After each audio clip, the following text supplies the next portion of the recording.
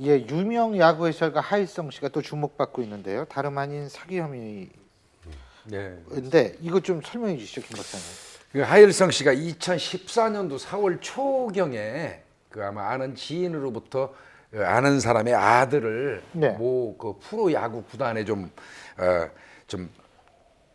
가입하게 할 수 있게 해달라 이제 이렇게 부탁을 받았던 모양이에요. 예. 그러니까 하일성 씨가 그래 알았다 이제 대답을 하고 며칠 후에 이제 그 얘기를 했어요. 아, 모 구단에 내가 확인을 해봤더니 테스트만 받으면 갈 수 있겠다, 입단이 가능하겠다. 그러면서 5천만 원을 요구했어요. 그러면서 얘기하고 나가는 것이 이제 고소일찍이 주장이죠. 예. 그래서 이제 2천만 원은 뭐 거기 감독을 좀 주겠다 이런 내용으로 이제 얘기가 나오니까 하 씨의 이제 어떤 그 당시 회사 계좌로 그 사람이 진짜 5천만 원을 보내준 겁니다. 송금을 해줬어요.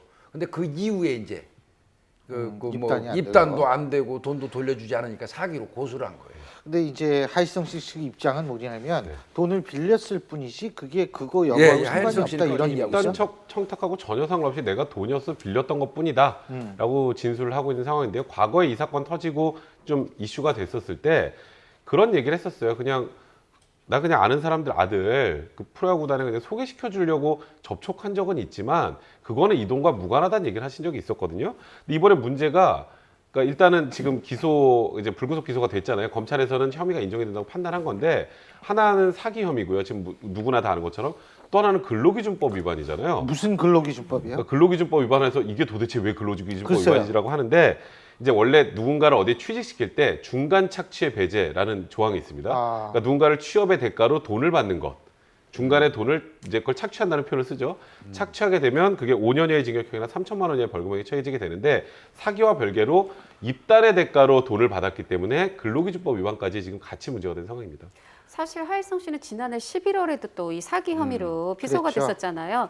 그러니까 그 돈을 빌렸는데 당시 내가 강남에 빌딩이 있는데 세금이 밀렸다. 이거 좀 세금 좀 내게 좀 잠깐 좀 빌려줘라. 그리고 나서 세금 뭐 밀린 거 내고 대출 받아서 내가 다시 돈 돌려주겠다.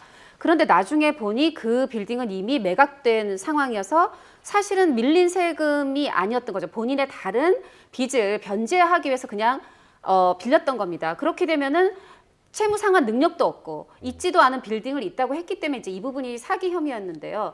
이번에도 마찬가지로 돈을 만약에 정말 3천만 원의 부분을 빌렸다라고 본다고 해도 이 부분이 사기기도 하지만 지금 말씀하신 것처럼 어떤 취업을 대가로 중간에서 착취를 했기 때문에 또 이 부분이 근로기준법 위반까지. 그러니까 이번에 근데 검찰이 이거를 불구속 기소를 했다는 건 결국은 그 알선까지 입단 알선까지의 또 그 혐의도 인정을 한 게 아닌가 생각이 듭니다.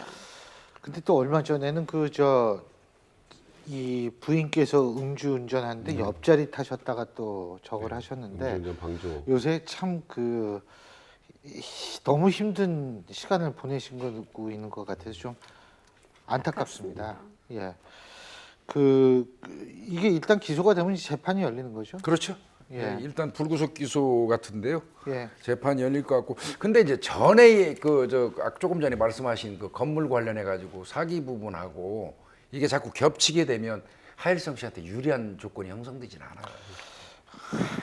그리고 사실 그 음주운전 방조가 4일이었어요. 근데 네. 오늘이 18일. 2주 만에 또 이렇게 안 좋은 일로 연이어 검색에 1위에 오르니까 정말 안타깝습니다. 예, 진짜 좀 예. 기분이 좀 그렇습니다. 제 고등학교 은사님이신데 저도 이런 얘기 자꾸 하기가 좀 그렇습니다. 예.